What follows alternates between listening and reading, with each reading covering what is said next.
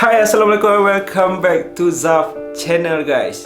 Finally aku rasa aku dah boleh sambung part 3 siri permulaan kisah seram, di mana aku berkongsikan pengalaman aku sepanjang aku bersekolah dulu, dan salah satu sebab kenapa aku buat YouTube ataupun konten berkenaan kisah seram.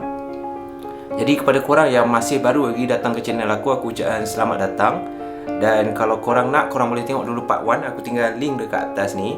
Sebab yang aku bakal cerita pada malam ni adalah sambungan daripada kisah yang sebelum ni, di mana kalau korang yang dah follow, korang tahu aku daripada Kajang, aku dapat tawaran untuk berpindah sekolah ke salah satu sekolah di daerah Pahang.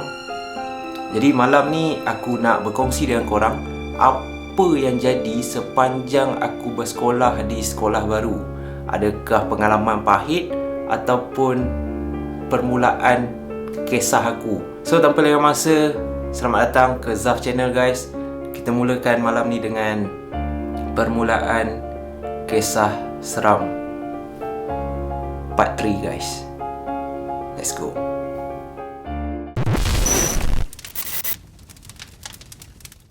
So aku rasa macam kebanyakan antara kita yang bila kita dapat sahaja tawaran berpindah ke sekolah baru, kita akan ada rasa macam-macam perasaan, di mana kita excited, takut pun ada. Lagi kalau korang nak tahu, ini adalah kiranya time tu first time lah aku duduk asrama yang jauh daripada keluarga aku. Cabaran dia tu time tu adalah bila kau jauh daripada family. Lepas tu macam yang korang tahu, daripada sekolah sebelum aku berpindah pun aku trauma, sebab aku adalah salah satu mangsa buli yang agak teruk.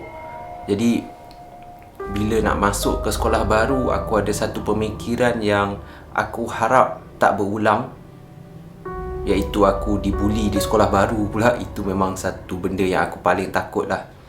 Jadi pada hari pertama aku masuk tu, mak aku dengan ayah aku yang hantar untuk pergi daftar, untuk pergi uruskan barang-barang, beli barang untuk duduk asrama apa semua kan.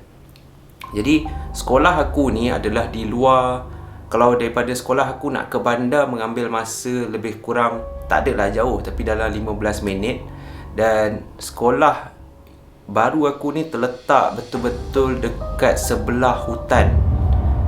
So dia agak pedalaman. Tak ada nak cakap pedalaman, tak pedalaman, tapi berbeza lah berbanding aku sekolah di Kajang. Sebab Kajang tu dia macam bandar sikit. Ini macam kawasan yang totally lain daripada kebiasaan. Jadi pada minggu orientasi, itu dah bermula dah.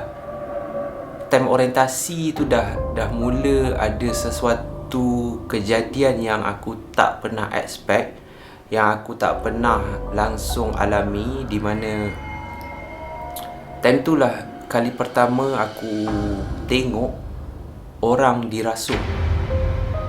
Sebab kan pada minggu orientasi tu, 2 pelajar lelaki, bukan perempuan tetapi lelaki, dah dirasuk.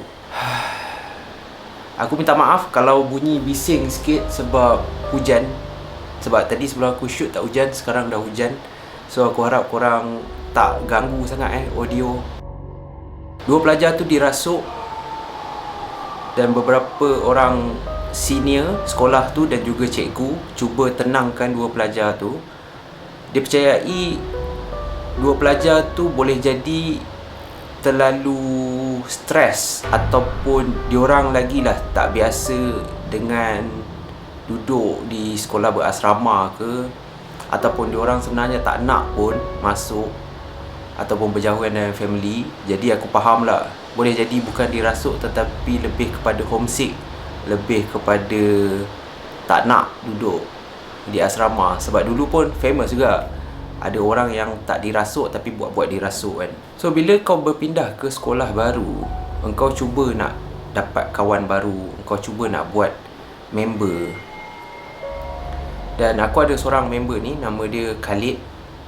Khalid ni adalah salah seorang yang mula-mula rapat dengan aku sebabkan kita orang satu dorm dan katil bilik kita orang double decker. Jadi aku tidur di bahagian atas, dia tidur di bahagian bawah.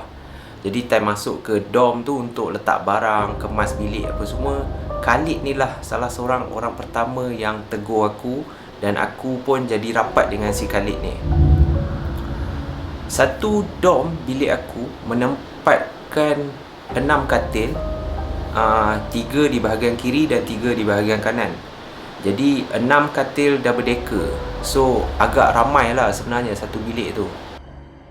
Kejadian pertama yang berlaku terhadap diri aku adalah pada minggu ketiga selepas aku masuk ke sekolah tu. Pada minggu ketiga tu aku dah mula nampak. Kejadian pertama ni aku nampak adalah sewaktu kita orang daripada asrama nak menuju ke surau, ke masjid sekolah, iaitu solat maghrib. Jadi sementara nak menuju ke situ, aku decide untuk pergi ke salah satu bilik yang menempatkan TV, iaitu tempat rehat lah. Kira sesiapa student yang nak tengok, ada satu bilik kecil, ada sofa dan ada satu TV lah. TV pun siaran limited, tapi boleh lah kau tengok TV. Jadi aku perasan adalah sewaktu aku pergi ke sana dalam pukul 6 lebih, sebelum aku nak pergi ke masjid, ada seorang pelajar, aku tak tahu senior ataupun sama batch dengan aku, tengah tengok TV. Jadi aku pun tumpang duduk dan aku pun layan lah sekali tengok TV kan. Jadi sewaktu aku layan tengok TV tu, aku perasan ada seorang pelajar perempuan. Yang pelajar perempuan ni, dia berdiri dekat belakang pelajar lelaki yang daripada tadi tengah tengok TV ni. So pada awalnya aku fikir macam maybe sebab dia perempuan, so dia tak nak duduk.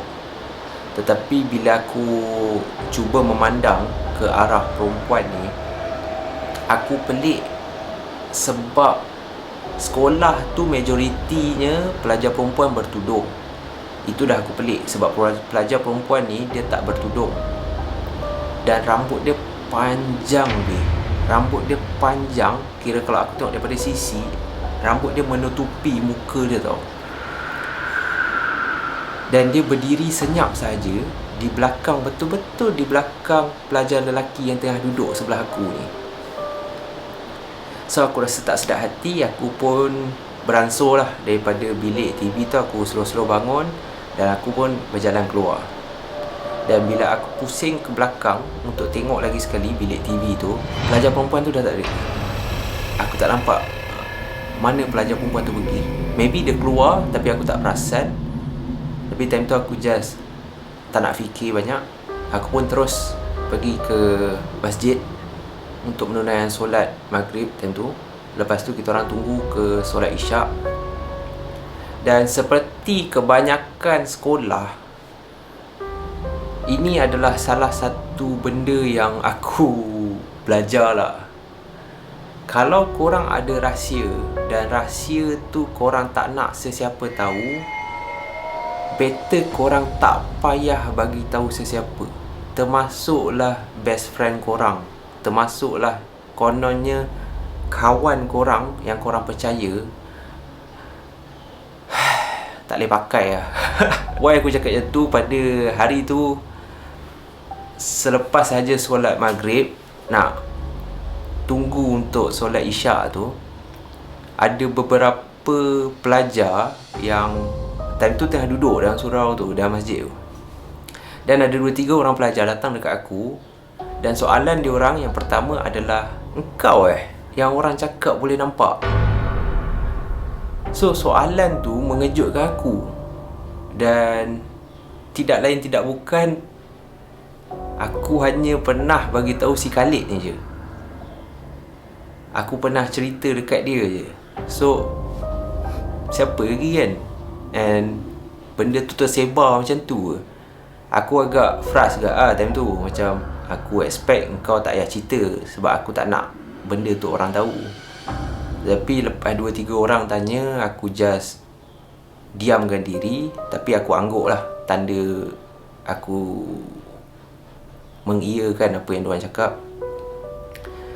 Dan soalan yang kelakar adalah, dekat dalam masjid tu juga, budak-budak yang berkumpul dekat aku ni tanya, cuba kau pandang dekat area masjid ni, ada tak benda tu? So time tu, pemikiran diorang adalah aku ni sixth sense, aku ni 24 jam nampak. Padahal sebenarnya aku senang nampak, tetapi bukanlah aku boleh nampak ikut time yang aku nak. Kalau aku ternampak, kalau tak. Macam tu lah. So kita orang berborak macam tu, dan tanpa aku sedar, good thing, benda yang baik adalah kita orang jadi rapat. So daripada aku berkawan dengan Khalid ni je, aku dah mula ada group of member yang boleh jadi diorang bukan nak sangat berkawan dengan aku, tetapi maybe diorang rasa excited dan diorang rasa best bila dia tahu kau ada yang diorang anggap kelebihan, boleh nampak benda-benda ni kan. Ada satu malam tu, sewaktu kita orang duduk dalam bilik dom aku, dan time tu dah pukul 10 lebih. Kita orang time tu tak ada prep malam, kita orang tak payah nak pergi prep ke apa. So kita orang lepak sahaja dekat bilik dom asrama kita orang. Aku memang bawa makanan. Mak aku memang sediakan makanan macam keropok apa semua kan. Dan kebetulan aku adalah salah seorang pelajar dalam dom aku tu yang dekat rumah aku, dekat area Kuala Lumpur. Yang lain ada yang daripada Kelantan, ada yang daripada Pahang juga. Senang cerita, ada yang luar bandar. Jadi bila mak aku selalu datang bawa makanan, budak-budak bilik aku dah tahu dah. So malam tu kita orang lepak dekat dalam dom kita orang, duduk sambil makan-makan. Dan topik perbualan kita orang time tu adalah, sebab kita orang sekolah di area Pahang, macam yang korang tahu, kita banyak dengar cerita-cerita seram, terutamanya di Jalan Karak. Dan kisah Volkswagen kuning, kalau korang tahu, yang heboh pada masa dulu. Jadi topik perbualan kita orang malam tu adalah pasal kisah-kisah yang kita pernah dengar terjadi, especially di area Pahang, di area Jalan Karak lama tu. Dan beberapa kejadian di Genting Highland, kita orang berborak apa semua. Dan aku pun mula ceritakan pengalaman aku. Tetapi apa yang aku tak sangka, ataupun apa yang semua orang malam tu tak expect adalah ada benda yang tak diundang turut mendengar sewaktu kita orang tengah berborak tu. Apa yang aku maksudkan adalah, sewaktu kita orang berborak, gelak-gelak apa semua, kita orang duduk di tengah-tengah dom kita orang. Aku memang menghadap ke area pintu bilik aku, dan beberapa kawan aku, sebab buat bulatan kan, so ada yang menghadap ke belah sana, ke belakang pintu, dan aku menghadap ke arah pintu. Jadi sewaktu berborak tu, aku memang boleh nampak siapa sahaja yang melintas ataupun yang lalu di depan bilik kita orang. So sewaktu tengah borak tu, aku perasan ada orang ataupun ada sesuatu yang agak lama mengganggu aku, sebab dia macam mengendap di tepi pintu tu. Dia macam kepala dia kejap macam tu, bila kau macam perasan, dia masuk balik. Dia macam muncul, dia keluar, muncul, dia keluar. Dia macam nak curi-curi dengar apa yang kita orang cakap. Aku pandang member aku kat sebelah, and aku notice, aku perasan yang dia macam tak sedar pun ada kehadiran benda lain sewaktu kita orang tengah rancak bercerita tu. Sehinggalah sedang kita orang rancak bercerita tu, semua terdiam sebabkan ada bunyi guli. Ada bunyi guli yang tak jatuh. Dan bunyi guli tu betul-betul melintas di hadapan bilik kita orang. So kita orang dengar bunyi guli tu, macam bunyi guli tu lalu di hadapan bilik kita orang. Semua terdiam, semua pandang ke arah pintu. Time tu semua aku faham perasaan semua orang takut sebab malam tu dah pukul 10 lebih macam tu. Senyap je. Dan kita orang tak nampak pun ada guli ke apa. Dan salah seorang daripada member aku nak bangun dan aku cakap jangan. Lepas tu semua pandang arah aku dan salah seorang ni tanya, "Jap, kau nampak Lepas tu aku just senyap, aku cakap dekat diorang, tak apa, kita duduk je. Kita duduk je sini, kita sambung je makan. Lepas tu dah lah, aku rasa kita stop je lah sampai sini cerita pada malam ni. Semua senyap. Dan dalam 10 minit macam tu, kita orang pack makanan, nak siap untuk tidur. Dan esoknya aku bagi tahu diorang yang salah satu sebab kenapa aku tak nak diorang keluar daripada dorm tu untuk check sama ada bunyi guli tu betul atau tak adalah sebab aku dapat agak yang itu hanyalah gangguan, bukan bunyi guli betul. Dan aku bagi tahu diorang sepanjang kita bercerita ada satu makhluk ataupun satu budak yang turut mendengar kita cerita pada malam tu. Dan bila aku bagi tahu semua budak bilik aku, macam biasalah, semuanya takut lah. Dan susah lah nak tidur malam lepas tu kan. Sebabkan budak tu aku perasan muka tu dia betul-betul berada di tepi pintu. Sebab tu kita orang rancak bercerita. Aku cakap kat dia orang yang sepanjang kita bercerita, budak tu kerap kali tunjukkan muka dia dan dia masuk. Lepas tu dia tengok, dia masuk. Dia macam budak kecil. Dia macam budak kecil. Jadi itu pun dah cukup menakutkan lah bagi aku. Dan itu adalah salah satu pengalaman aku, membuatkan aku jadi salah seorang yang famous. Tiba salah seorang yang famous. Sebab aku rasa macam, famous lah kan. Sebab semua orang nak berkawan dengan kau, semua orang nak dekat dengan kau, semata-mata nak dengar kisah kau, kisah seram apa semua kan. Kejadian ni aku bakal cerita kat korang ni susah untuk aku lupakan sepanjang aku bersekolah di sekolah baru ni adalah kerana ini adalah salah satu gangguan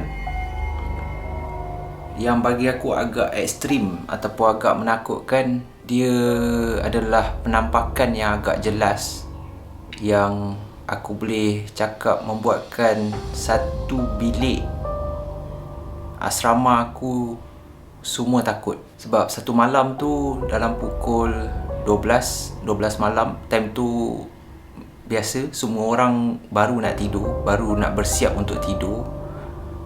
Lampu pun dah dipadamkan.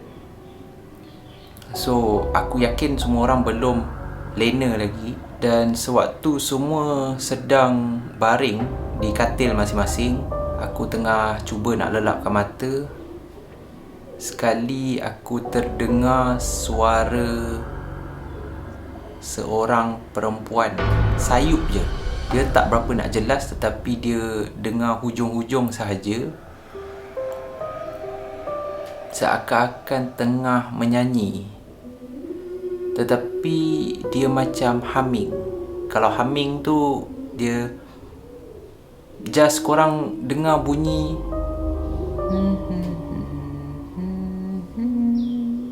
dia macam tu je. So dia just humming, tapi jelas suara seorang perempuan. Dan dalam keadaan baring, bila aku terdengar tu, aku cuba memandang ke katil kawan-kawan aku. Dan aku perasan katil sebelah aku, sebab aku tidur di tingkat atas, katil double decker. Kawan aku yang sebelah aku ni dah pandang ke arah aku dah. Jadi time tu aku rasa semua orang dengar. Sebab bila aku pandang ke arah dia, dia angguk, aku pun angguk. Bermaksud dia dengar, aku pun dengar suara yang sama. Dan bila aku start duduk untuk yakinkan diri aku adakah bunyi itu betul, dan aku perasan seorang-seorang dah start bangun. Dan kita orang memandang ke satu sama lain. So time tu semua orang dengar. Sebab bunyi dia agak lama guys. Bunyi dia dalam 10 minit kita orang dengar. Dan sebaik sahaja bunyi tu senyap, kita orang daripada katil masing-masing mula bertanya apa yang kita orang dengar tu. Dan sewaktu kita orang tengah berborak antara kita orang di katil masing-masing ni, kita orang nampak betul-betul di hadapan pintu bilik kita orang, di hadapan pintu dom kita orang, ada satu bayang-bayang hitam yang aku boleh cakap lembaga hitam. Dia gelap tetapi kau boleh nampak rupa bentuk dia berdiri betul-betul di hadapan pintu dom kita orang. Tapi kau tak nampak muka, kau just nampak macam bayang-bayang. Kau just nampak hitam je. Satu badan dia daripada kepala sampai ke bawah hitam. Berdiri dekat situ, salah seorang budak bilik aku terus menjerit Allahu Akbar. Dia terus laungkan azan sekuat hati. Time tu riuh. Time tu aku ingat dalam pukul 12 lebih tu, riuh dalam bilik aku semua dah jadi huru-hara. Sebabkan hampir semua nampak benda hitam yang berdiri betul-betul depan pintu dom kita orang. Lepas tu kita orang cuba tenangkan antara satu sama lain, antara kita orang. Tapi disebabkan bising, jadi warden naik ke atas.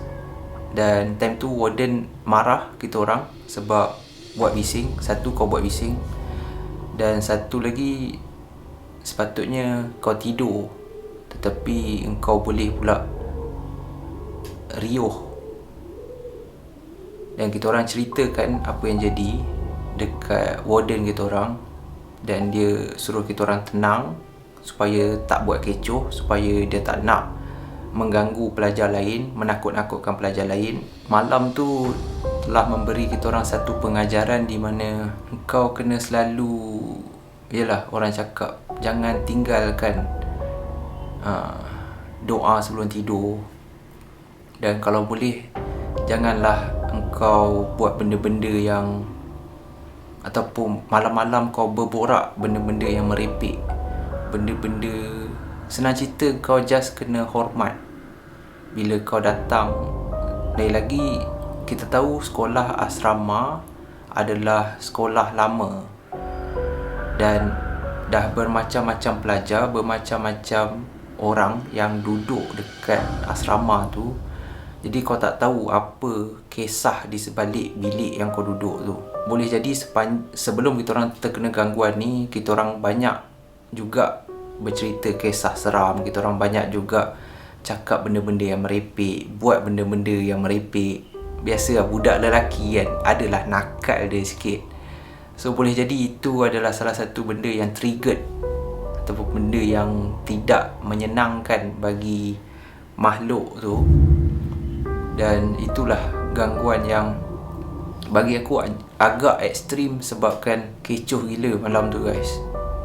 Lagi penampakan tu dia bukan sama-sama, dia memang solid. Umpama aku boleh cakap kau nampak sebiji, seketul makhluk, benda tu berdiri betul-betul depan pintu dom bilik kau. Daripada situlah aku yakin yang gangguan yang aku sering alami, gangguan yang aku dapat bukan sebab tempat tu, tetapi boleh jadi gangguan tu adalah daripada aku sendiri. Aku takut sewaktu di sekolah lama, sebabkan aku sering dibuli, macam yang aku pernah cakap, aku berimajinasi, aku membuat kawan baru. Benda tu ikut aku ke sekolah baru, benda tu selalu dekat dengan aku. Cuma aku je yang tak sedar benda tu.